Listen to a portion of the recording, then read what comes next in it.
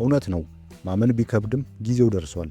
የኦልድ ትራፎርድ የልብ ትርታ፣ የመሃል ሜዳው ታንክ ካሲሜሮ ያንን በክብር የለበሰውን ቀይ መለያ ሊያወልቅ የመጨረሻውን የስንብት ቃል ተነፈሰ።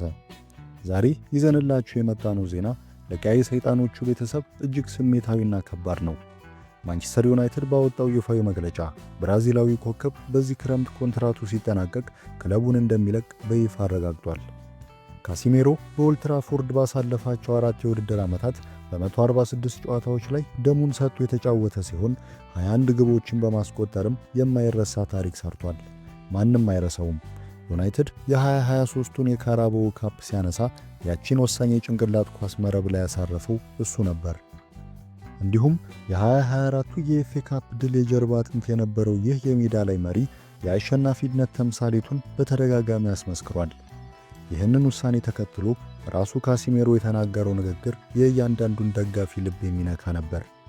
ማንቸስተር ዩናይትድ በሕይወት ሙሉ አብሮኝ የሚኖር ክለብ አድርጌ በልቤ ይዘዋለሁ። ወደዚህ ውብ ስቴዲየም ከገባሁበት የመጀመሪያ ቀን ጀምሮ የተሰማኝን ስሜትና ፍቅር መቼም አልረሳውም ሲል ለክለቡና ለደጋፊዎቹ ያለውን ጥልቅ ፍቅር ገልጿል።